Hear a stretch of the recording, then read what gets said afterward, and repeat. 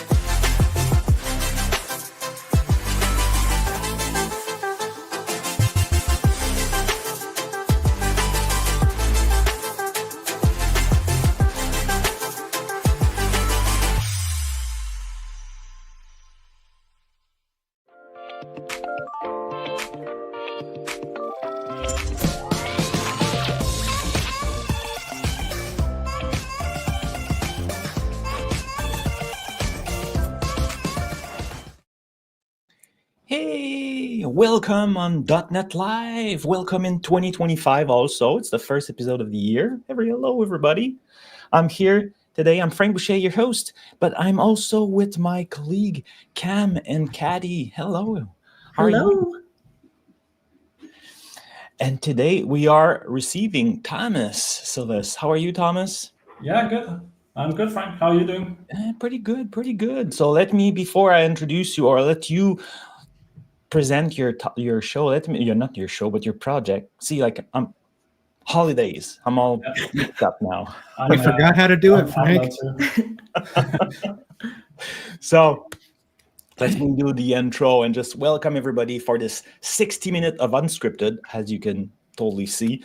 Our mission is to empower every .NET developer to do more and achieve more and enjoy .NET lives. So very happy to have this team today with me, and we'll be talking with Thomas about open source project called, and I will butcher the name, Clifnir. Yeah, so it's actually an S, Sleipnir, but yeah, everybody calls it Kleipnir. Yeah, it's actually another story, but Sleipnir is Odin's horse in Norse mythology, and it's spelled with an S, so it's a C because it's C#, but yeah, I don't know. It worked in my head. I'm not sure. I like it. I like it. It's good. Yeah. And so you know what? I will let you introduce this project and tell us more about it. All right, thanks. Cool, Frank. Thanks for that. Yeah, I guess we can jump straight out into my slides. I'll just find them. So I think that's a good place to start actually talking about this, to try and get a bit of context about what the project is about. And the topic, I guess, overall is called resiliency, but that can actually, mean many different things. And in the context of this open source project, is actually a bit narrower definition, and we can have a look at what it actually means. But if we look at there's some code here actually, and it just shows like an order processing flow, and a lot of what this I'm going to talk about is this kind of like code we have that spans several different external services. It can be different microservices. It can also be external services that are outside of our own company and stuff. So here there's an order processing example, right? This is actually pretty close to real code, right? This could be something that we write in C# directly. We have some dependencies here that are being injected into a class, and they have methods on them, and when we invoke these methods, as like let's just imagine there's HTTP communication going around on the internet, and what is kind of like what the project is about is it okay? Does this always work? So this code looks pretty innocent, but is it really resilient? So that's what we're going to look at. The flow here, I can just quickly show like a slideshow of it, is we have an order service. We have to reserve some funds from a payment provider. When we've reserved those funds, we want the products to be shipped to the customer, and that's another service. We then change the reservation into a captcha instead. So we actually take the funds from the customer's credit card, and finally we send an order confirmation email to the customer, right? So that's the sunshine scenario. 4 steps, everything is fine. So crash type. So normally when we talk about or think about systems like this, we're very much concerned with the external services. How are they up and running, or are they down? And we do quite a lot to try and ensure that we can handle that. There's a famous framework, a popular framework in .NET called Poly, which has a lot of different, I guess, strategies you can use. We also use like message queues and stuff to try and handle these external services being down. But Sleipnir is, so I think that's fine. We should have a code like that. But Sleipnir takes a slightly different view and asks what happens if it's the order service that actually goes down. And if we just continue to look at another slide I did, we can look at the order flow again, but with a crash happening after we ship the products, right? So if we crash at this point, what happens actually is that we've reserved the funds and we ship the products to the customer, but nothing else happens, right? We kind of like the flow or the code just stops running, and there's nothing as such in kind of like the classic normal HTTP server, right? That will pick it up and continue from the point on. So crashes are one thing, right? We can never be completely sure that they won't happen, but in the kind of like modern enterprise architectures that we have today, we also inducing this problem ourselves a bit because we want to have a lot of deployments, right? We want deployments to be easy, and we want to make them, I guess, optimal several times a day, right? And if you have a system where a lot of orders are going through, and we keep on restarting all the services, we actually, crashing the services ourselves, if that makes sense. So how can we handle this? Was kind of like the first question I asked myself. So it's not good. The question then becomes, can we just restart the code from the top? So that's kind of like the I guess naive or kind of like straightforward solution to the problem, right? We will just say, okay, no worries. We'll just use a job engine like Hangfire or Quartz. So we have a message queue that will redeliver the message saying process the order, right? And the question is, code like this, would that behave in the way that we want it to if we just use that approach? And I guess we can go into code real quick. So this is actually the same code here as before. And we can have a look what will happen, because it's not that difficult to test out. So let's have a look. Just 1 second. So this is just a normal ASP.NET service.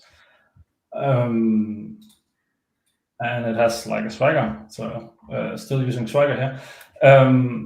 And we can post an order to the endpoint. So we have an order ID and we have a total price, and we can ask it. And then the controller calls this code here. And we can see that the transaction ID is AF35, and we do a reservation and we ship the products. And if we then do a restart of the flow, so sorry for the delay. My machine is a bit more pressured when I'm sort of streaming. But here, streaming, so don't worry. Okay. But here we can actually see that now it's a different transaction ID, right? So that means that we're actually going to do a different reservation, because the payment provider requires this transaction ID, and it won't be able to distinguish that we actually meant the same one again, right? Because we are creating a GUID each time we're running this. Another problem we have, I can just turn it off. Another problem we have is that this endpoint here is not actually what we call idempotent, and it's not able to recognize that we are talking about the same request if we call it again. So what we really want, right, is that endpoints are idempotent and that we can call them again and again, but it's not always that's the reality that we work in, right? Because, I mean, the logistics service might be a service outside of our own company, might not be able to provide this API for whatever reason, might be an old legacy system as such. So we also have the same with the email client, right? So that it will just send out an email each time. So the question is, how can we handle this in a way that we're kind of like resilient against just restarting the flow? So was kind of like the challenge that I've been thinking about and trying to come up with a good solution to. And just reset the database on this. So I guess now is probably a good time just to talk a bit about the framework. So now we kind of like talked about what the problem is. I hope that makes sense. It's kind of like we're trying to provide a framework that allows us to, in a good way, to restart the code such that it won't like go into a weird or incorrect state after a restart. So SlideNet.net. So it's a framework. You can install it. It's a NuGet package that you can install. And what it tries to do is, ensuring that the code is executed to completion despite crashes and restart. It then provides some abstractions or tools that we can use so our code becomes resilient. And what it aims for is that you can write code kind of like as normal as possible.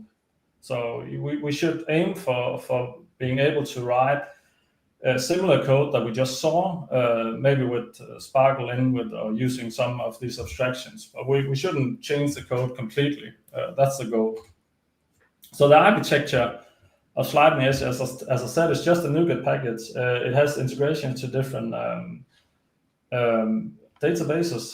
So you can use Postgres, you can use MariaDB, and you can use SQL Server. I'm also working on Redis integration, and I mean, lots can be created. That's kind of like a decoupling in the architecture, but SlideNet just lives together with your application. Here we can see if we have an application with 3 replicas, then we have SlideNet also horizontally scaling with 3. So you can have whatever many replicas make sense in your architecture, and SlideNet just, scales together with that. In that sense, it has the same kind of solution as Hangfire, which I think is quite nice. So it's easy to get started. You just run the NuGet package, and you can integrate it with the database you're already using. So the database, sorry to interrupt, the database Yeah. is already abstracted. Like whatever I decide, that doesn't affect the code. Yeah. Okay. Exactly. To make sure. And like, how do I specify it? Like, is it just the connection string? Yeah, we can have a look. I can show you. So if we go to program, so there's different NuGet packages that you can use. So if we look at here, so here, for instance, we're using the Postgres SQL NuGet package. And so that's kind of like says, okay, it's Postgres. That's also one, as I said, for MariaDB and one for SQL Server. And you add it here, right? So you say, I'm using the Postgres, and you provide the connection string. So the idea here would be that this ASP.NET application is already using Postgres, so it would be kind of simple just to piggyback on that. But in principle, you could have the framework use one database and the rest of the application using another. Does that make sense? Yep, that makes sense. Awesome, cool. So if we go back, so one thing that I guess also differentiated a bit from Hangfire, which hopefully should be clear that it's not just another job scheduler, is that it also has, support for message-driven architecture. So it's not you. In the .NET ecosystem, there are different what we call service buses, which tries to sit between the message broker, the messaging system, and then your application, and tries to make that as simple as possible. That's like mass transit. There's one called Rebus, and in service bus, Wolverine. That's actually a lot of them. And you can also, just use raw messaging like Kafka or Azure Service Bus. But the idea is that with little code, you can then take the events from the service bus and you can deliver them to Sleipnir, which in a bit will make sense why it's actually a good feature. So that's another thing. So in Sleipnir, a job, which is not called, is called a flow instead, but it is similar to a job in Hangfire and Quartz, but it has some more abstractions available. A flow, like a job, is identified by its type, and then you have several instances of that. So if we go back to the code here, we're gonna have a look. So we have an order flow here. It inherits from a flow class. It then specifies the input parameter, and also it specifies that it doesn't have any result value, which is good. It could also not have any input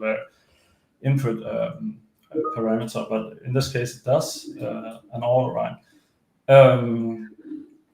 And we can have a look to see, just 1 second, if we go into the order controller, we can have a look. So this was actually the code that we hit from the Swagger just a moment ago, and we can see here that I'll get to that in a bit, but we have like a facade class that's been created that we can then start the flows from.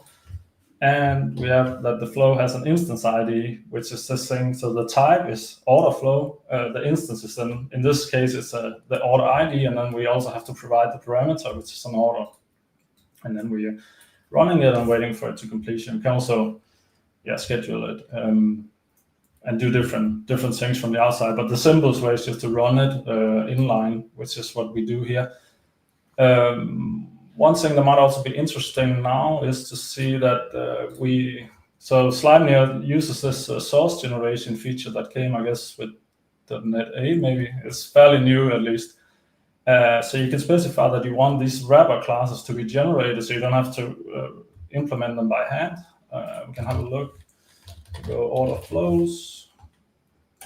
There we go. So this is actually a source generated type, and it's the type that you use from the outside to actually communicate with a flow. We can just have a quick look here. If we go like this, so there's a control panel which you can use to change the state of the flow. You can send a message. That was this thing with the message feature that we saw. You can send a message to a certain. You can interrupt. We won't talk about that right now, but you can schedule on both schedules. You can do a lot of different. You can schedule a flow at a certain time or with a certain delay. But that's So that's, I guess, the main abstraction that as a developer you kind of like concerned with is implementing the flow and then communicating it to the flow from the outside using this source generated class. But let's get back to the problem that we originally talked about. Quickly, Thomas, there is a question in the chat from John that I'd love your input on. So Okay. John's asking, is this using some kind of event sourcing approach, and how does it compare with some other systems like temporal?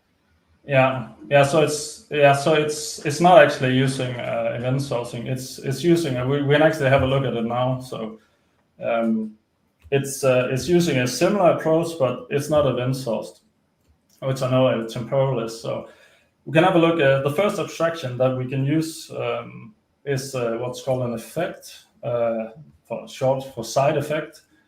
And what an effect is that we can say to the system, if you already have a result from a previous invocation, then I want you to use that. So for instance, if we run before and we crest and start again, then I want to use that previous value. If not, then I want to calculate the value and store it to the database, and then use it from there on. And that's kind of like ensuring that result will be used again in a subsequent invocation.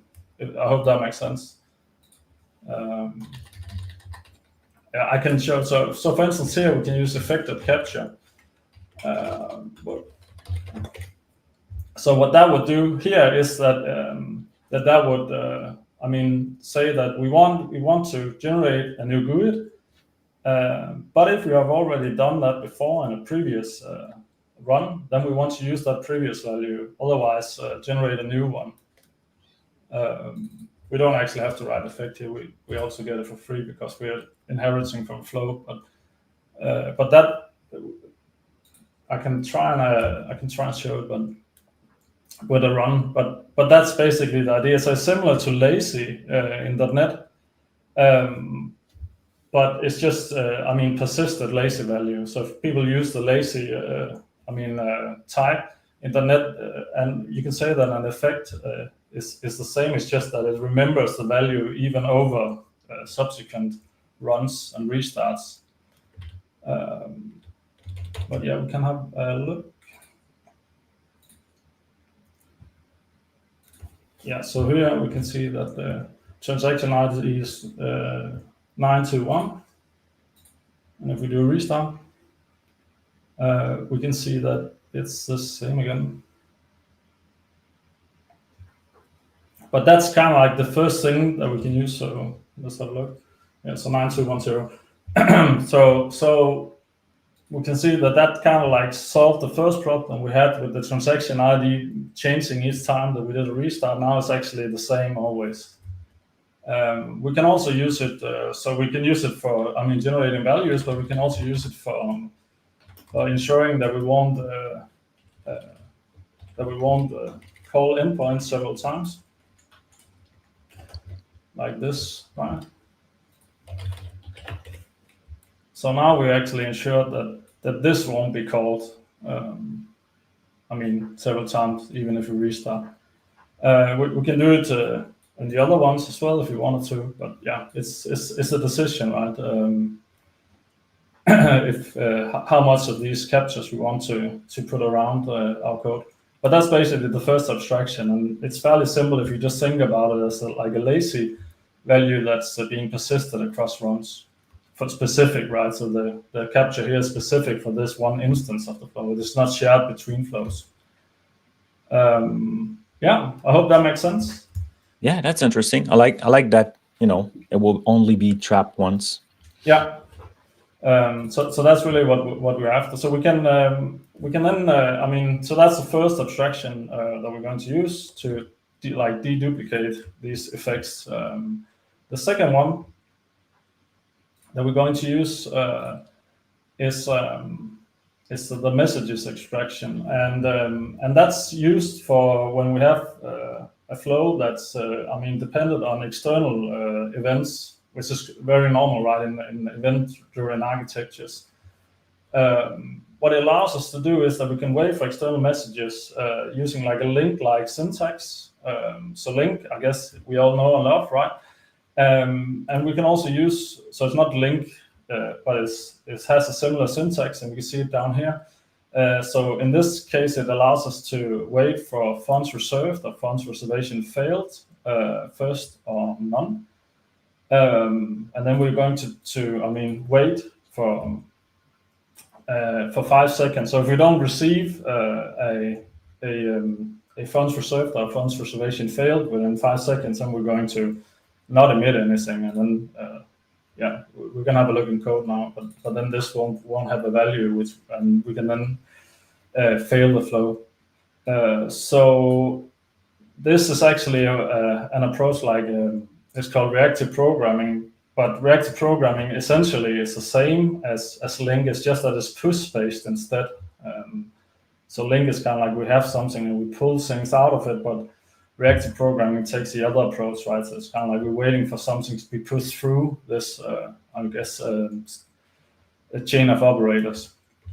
So we can have a look here if we go over to the message driven flow. So for instance here, so this is actually the same flow as before. It's just that it's like imagine that it's working in a event-driven architecture instead. And in such architectures, we always have a bus, right? So we have a bus that we can send events or commands, in this case, out into the architecture that we have. So the different other microservices that are waiting for messages will then receive this, and they will do something, and they will emit events themselves, which we can then wait for here. So we could go messages of type funds reserved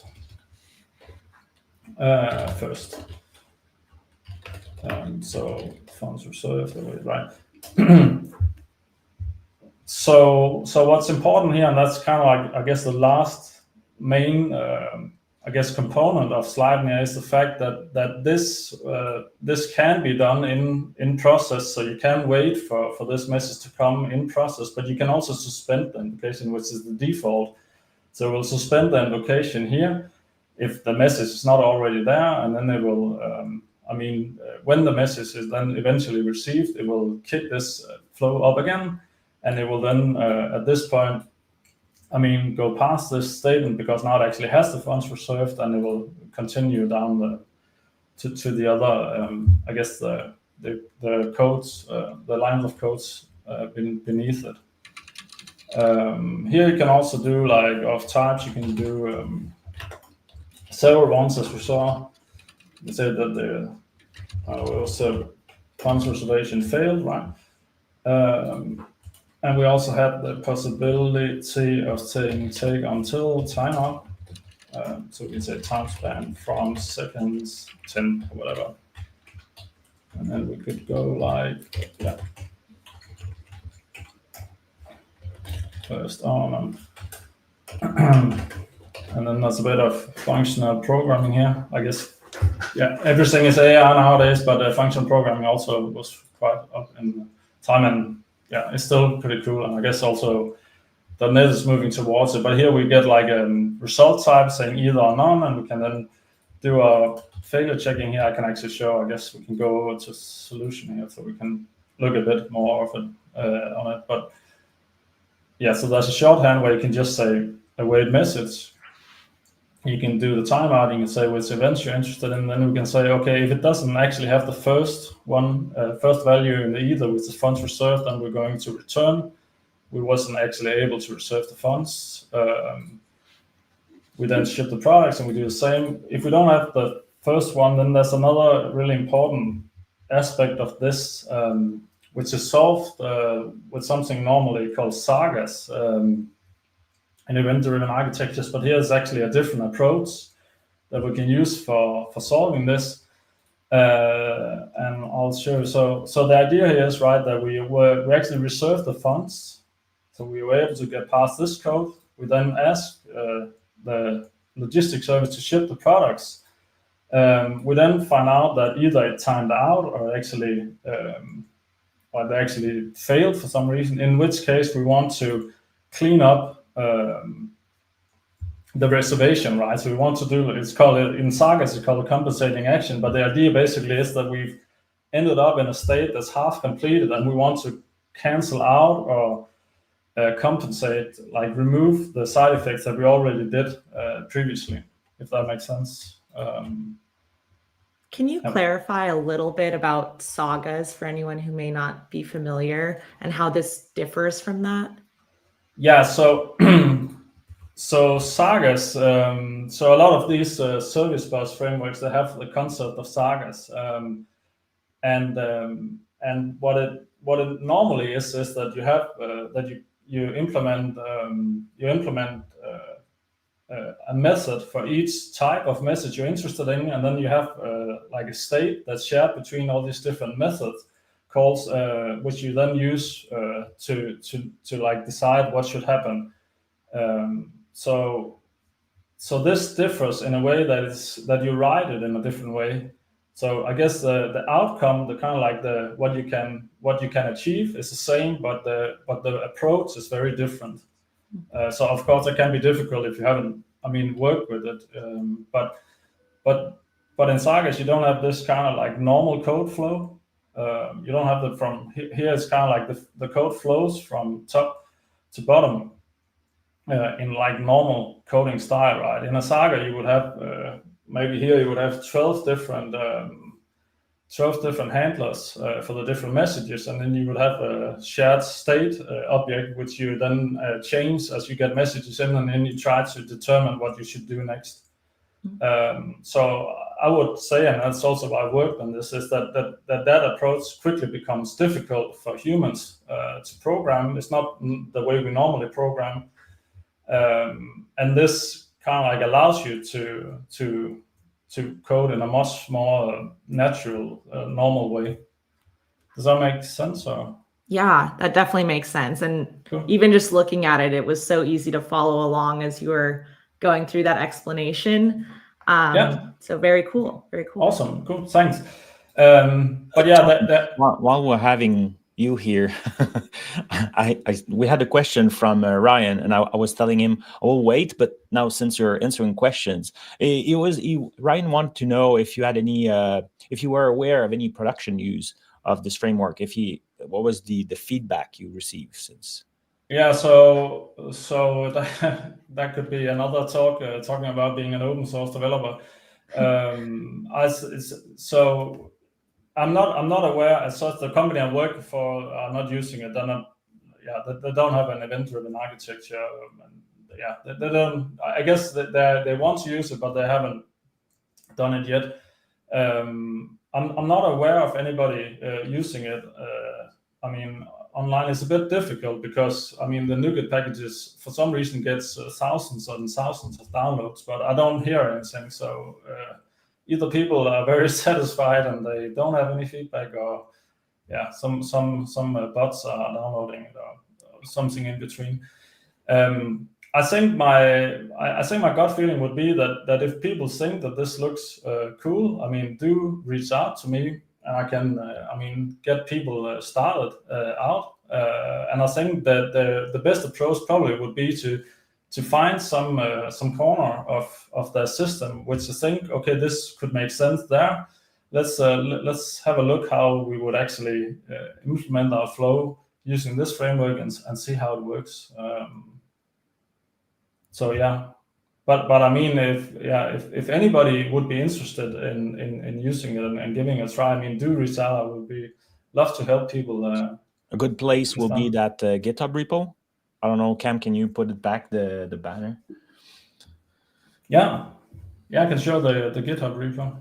Excellent. And that's when no news is good news. Is it how that says? Exactly. No news is good news. No news is good news. Oh, that's great. Well, yeah. But yeah, you can, that's also an email here. You can check out my profile, and you can write to me. So I'll get the email, and yeah. But this is a good place to get started. Definitely. Wonderful. Thank you. And don't hesitate if you have any question, chat, ask it, and we'll make sure to bring them to Thomas. Yeah, do that, please. Yeah. So yeah, but good question. Of course, yeah, it's important. Definitely. I've also just another thing that I could mention here is that also I've been working on this, I guess, for 3 years, or I guess 4 years maybe. So at least it's not something that I just created over a weekend. So hopefully that should give some kind of confidence in that it's at least there's a lot of tests and stuff. But yeah, I think if you're interested, do reach out. That would be awesome.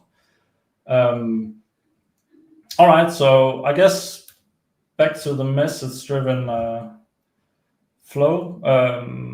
I guess what was the last thing I would say? I don't know if that's so much more, but we have the difference. So the cleanup is kind of like what you call compensating actions in a saga. And I think one thing, at least that's interesting here, is that we can see that it actually doesn't make sense always for a saga to have compensating action that's kind of like hard coded for one action, if that makes sense. But that's normally how you kind of like think about sagas, is that you have for one action, which is kind of like reserve funds, you have one compensating action. But in this flow, it actually doesn't make sense because you have the funds captured, and when you capture the funds, it doesn't make sense to cancel the reservation anymore because it doesn't exist. But yeah, I guess that's just something that you get to think about when you work for this too long. But yeah, just instead of thinking about sagas and compensating actions, just think about code and kind of like how would you handle the different failure scenarios in normal code. I think, yeah, don't be dogmatic about the different paradigms. Just think about what you're actually trying to accomplish. That could be, I think that's a good attitude in these instances, and at least that's what I'm trying to do with the framework, to try and allow people to write more natural code and think about the problem in a more natural way. I guess the last thing I said was the thing that we had the suspension as well, that the framework allows you to suspend at will your code, and then you at some later point you can start the code up again and continue from there. I think maybe a nice example that we can have a look, which is kind of like, I guess, looking at the problem from a different angle, actually using the kind of like the abstractions that the tools that the framework provides in a completely different way, is for this, call it invoice flow. But let's say that we have like each time we get a new customer, we want to have a flow that just each month sends out an invoice to the customer that was just created, right? And using these different abstractions, we're actually able to do that in a kind of like just normal code again, right? We don't have to create kind of like recurring jobs and have one job create another job when it's complete and stuff. We can just create one piece of code and just have it sitting idle in between the period when it is actually waiting for the next invoice date to become due. And we can see an example here, right? So we use the capture again. So next time it restarts, it just continues past this line, use the same invoice date as this previously, and then it will just iterate over here in this loop until it gets to the invoice or to the date that we have today, and then it will send out the invoice. So I think that's a nice thing, and it's kind of like it's a different way, you can think about code. So this becomes, it doesn't have anything to do more with sagas or anything, but it's just another way you can actually implement logic in kind of like normal code, despite this thing being resilient and able to not take up system resources while being I guess suspended. So John had a question about temporal, and I guess so they do some of the same things. I know some of the things that they actually have that they have a hard time doing. And that's when you use event sourcing. So we could have a whole talk about event sourcing and the pros and the cons. But one of the things with event sourcing is the thing that when you then wake up again, you have to replay the whole history in order to get to the current state, if that makes sense. And then from there, you can then do whatever you need from there.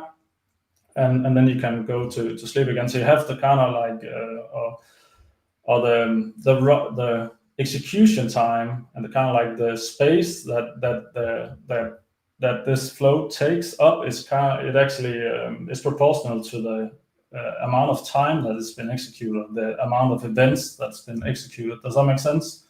So that's one thing you have with event sourcing, that it grows in time, which is not always that nice, because if you have this running for, let's say it wasn't every month, but it was every second that we wanted to do something, that can, quickly become a large history of events.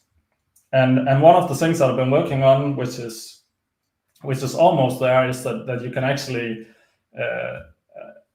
using some of the features in Sleipnir that's coming up to just not have everything just keep on piling up over time. Events you can just truncate some of the events that you're no longer interested in. So I think that was interesting, at least from his question that Jan had before. So, and it also shows that it's not the same approach underneath. I don't think probably this is the right forum for going deep diving into this. Also, I haven't prepared that, but I think it's just interesting that we can still actually improve on this paradigm and get into a better place. Is there any questions about this approach? We have a question. Do you want to do like a block of questions? Okay, yeah. So first thing, we asked internet, and now we have feedback for you. So I will go with John. He's saying like, we are planning to go in production with this project in 2025. So that's good. Now you know. Yeah. Okay. Awesome. Yeah. I'm really happy. How are you using it?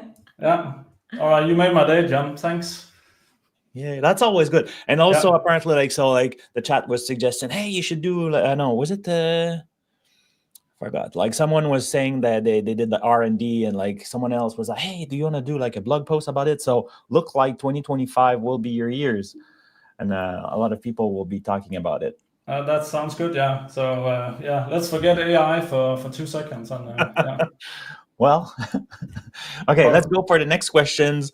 So how do you handle the race condition that are possible when flows, these orchestration interact with external system? Is there something similar to critical section in durable function?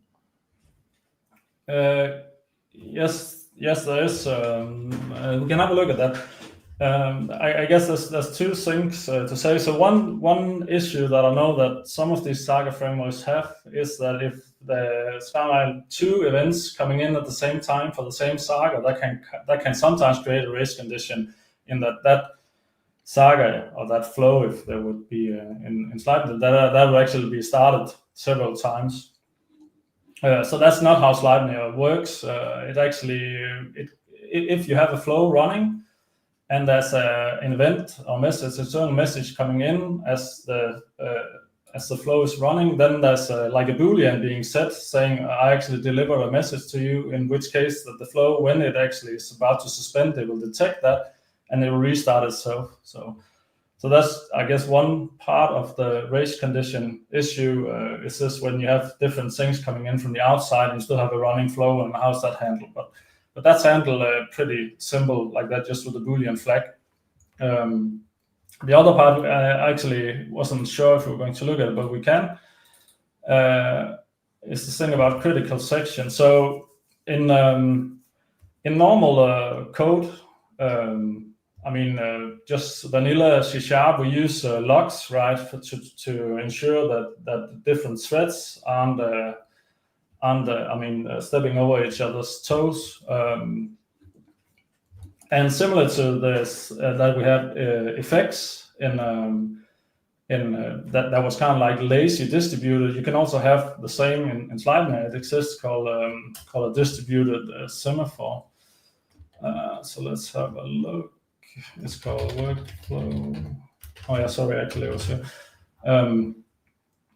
Yeah, so workflow. So workflow is actually an instance that you inherit from the flow, and you do different things on it. But one of the things you can do is you can create a semaphore. So semaphores are similar to logs, also called mutexes, but they don't have to have a value just of 1. They can have a value that's larger. If you have a semaphore that just have a maximum count of 1, is the same as a mutex or log in C#. You also have semaphores in C#, right? But you can create them in Sleipnir for flow. So here there's one being created. It's called bank transfer. The instance is account. So this is actually the from account. We could also call it from account, and we only want only one of the most ones to be able flow to be able to pass through this this semaphore at a time, right? So yeah, I'm not sure. Hopefully you're familiar with semaphores and mutexes in C#. But the point here is that we can do like this. We can go transfer from account. So now this AI didn't actually help there. This was all we wanted, right? What's it called?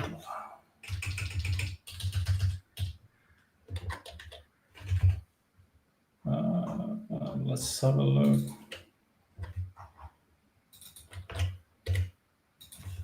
What's going on here?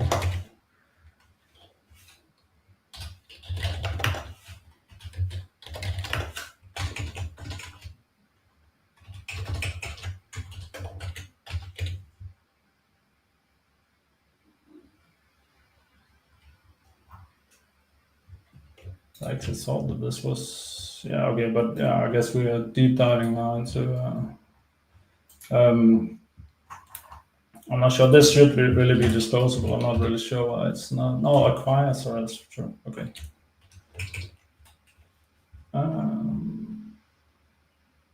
Okay. Yeah.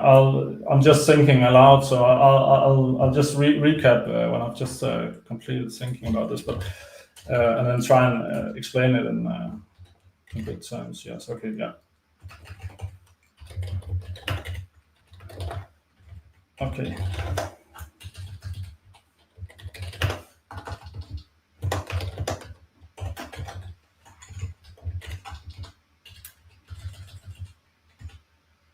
All right, we got that.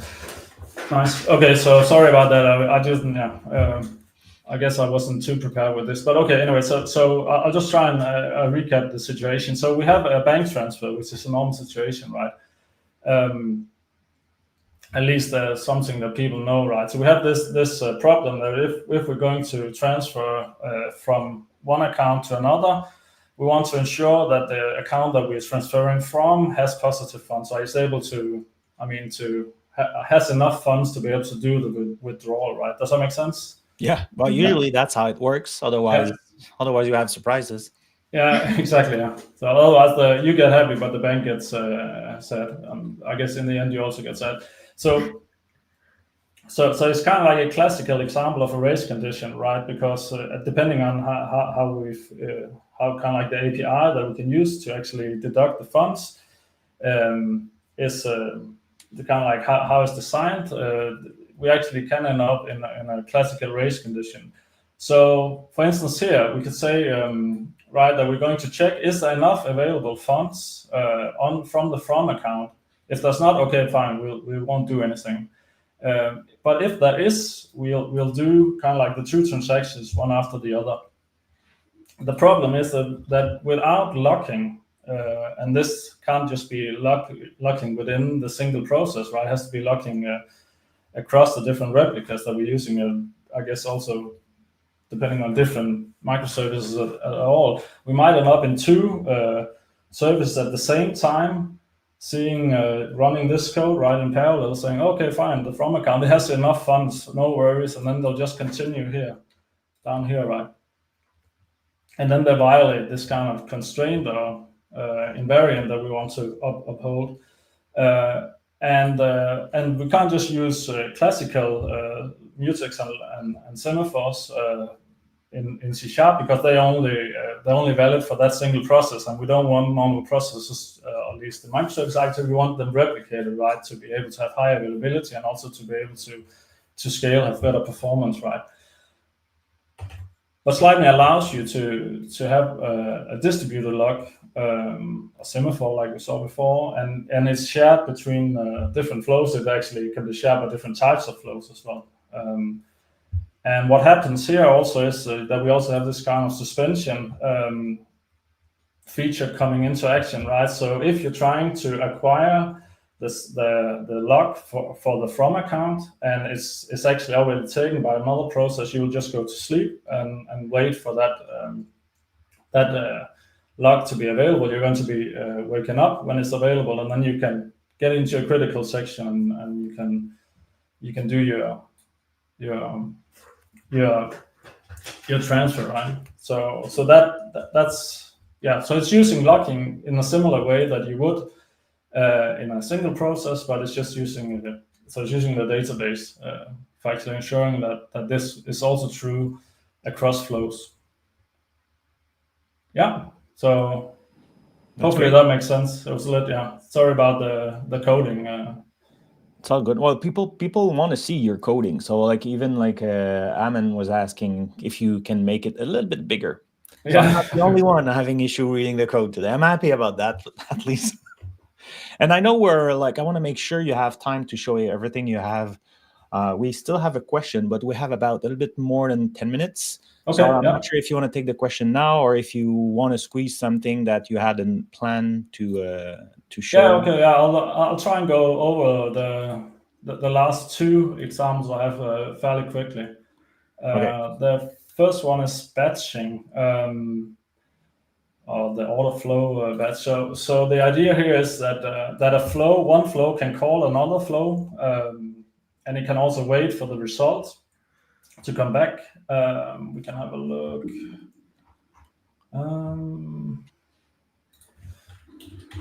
Yeah. So let's have, yeah. So that's just because we have this. We'll go like this. Okay. So the idea here is that we imagine that we have like a batch of orders that we're going to process, and instead of having this other example where we just had a single order coming in and then handling a single order, we now have like an endpoint that takes a lot of orders for some reason, right? So that's kind of like how our business works. We can receive a bunch of orders, and we want to process all of them. We already had the code in the other order flow, right, which we just want to use again, right? And we can do that by just a dependency injecting this source-generated facade called order flow, so it's single order flows here, and we can say I want to bulk schedule. So bulk schedule is a feature, so you don't. If you had to do start a single order in a tight loop, that would take a lot of latency, right? You would divide or have all the latency for the different calls to the database. So you can take all of these different orders together in something called a bulk work, and you can send it to Sleipnir in just one go, or to the database in just one go. You can then also wait for the result that the order flow. So the order flow actually here returns transaction ID and track and trace, because we imagine that after we actually completed this step, we would like to publish an event saying that the order patch was processed, and we want all these track and trace numbers and also the transaction IDs to be added to this event. So here again, we can see that it's parallel, it's distributed, but we still get the same kind of sequential coding that is nice, right? That we as developers like. Another thing that I know Perl doesn't have support for, which is actually supported in Sleipnir, and it's also some of the same, or piggybacks on some of the same thing about we can delete state, is that we can actually also do parallel processing in process, which is quite nice if you don't have, thousands of orders, but maybe just have 15 and you just want to process them in parallel. You can actually also do that in Sleipnir. I guess the last thing just before the question is that, which I think is maybe a bit fun, but also something that you think about when you work with this a lot, is that the Artbox pattern is very popular. It's what it tries to do is that it says, okay, I have a problem. I'm going to do a write to my own database, the microservice own database, changing the state, but also want to have an event published to the like as your service bus or whatever. I don't want a situation where only one of the things happen and not both of them. So if there's a crash, but and use the Artbox pattern for that, and that's kind of like fairly advanced, not too advanced, but fairly advanced paradigm that you introduce into your architecture. But using flows, you can actually just you don't have to have that complexity, because the flow actually guarantees, right, that even if this line of code here crashes before you actually get to this line of code, the flow is restarted, and then you go again from the top, and you then publish an event still. So you get the same, I guess semantics is called in a fancy word, but you get the same behavior, right, as using the Artbox pattern, but you don't actually have to introduce that. You can just use flows and still have that nice guarantee, right, that you're sure that both things will happen. I guess that was the last example I had prepared. That was great, and people loved it. Let's see here, like, brilliant, distributed locks across replicas. So people love your project.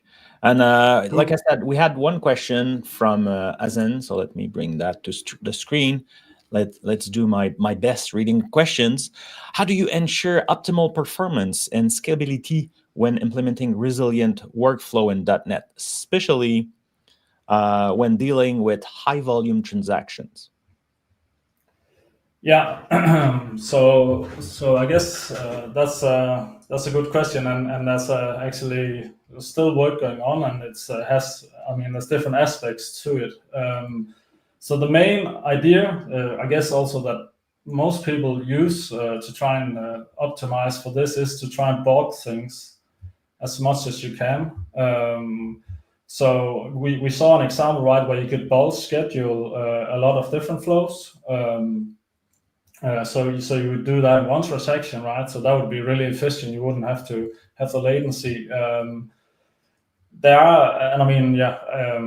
So not all of it has been implemented yet, but it will be. There's like a background workers they're called watchdogs, which takes work that's eligible, right? That needs to be run, and they take that.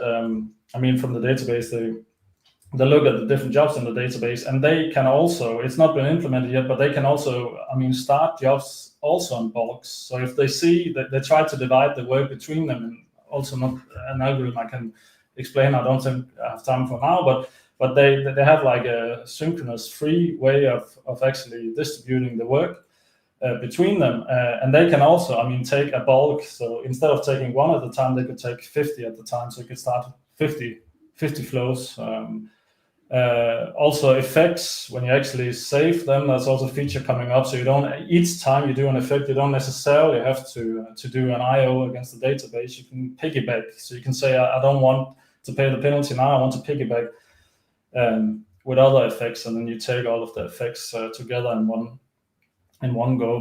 But I guess the answer is that there's still work going on to improve this. Some of it has already been done, and a lot of it comes down to bulking things together. So you don't do one thing at the time and pay the penalty, but you do several things. Fortunately, SQL, I guess also Redis will have support for using the Lua scripts somehow, but SQL is pretty powerful tool to go from just doing a single thing into doing multiple things, or inserting or changing, upserting multiple things at a time. But hopefully that makes sense. It does. It depends, and it's a endless improvement obviously. Yeah. So if people, again, or showing the link, if you want to know more, if you want to give it a try, if you want to see some code snippet, go to the URL displayed on the screen, and that will get you started. You will land on the GitHub repo, because it is an open source project that Thomas has been working on for a few years now. That's great. Did I Awesome. skip any questions, Katie, Cam? I'm looking through. That was great. Well, thank you for sharing, Thomas. Anything Yeah. else you want to add before I wrap up? I would really appreciate. Any feedback would be really appreciated. And also, if people feel that this is an interesting space to actually, start to contributing to an open source project. There's plenty of interesting, problems to start working on. So, do reach out. I guess that would be the last thing I would say. Here, I won't you hear bite. it from the man directly. Well, thank you. It was very, very interesting having you today on the show and learning more about that. So join us next week, because if my notes are correct, we're receiving Jose Javier, and we'll be talking about semantic kernel. Am I right? I think it's right. You are right. Excellent. My notes were right. Yay. Well, thank you, everybody. Have a good week and see you next time. Bye. Cheers, guys. Bye.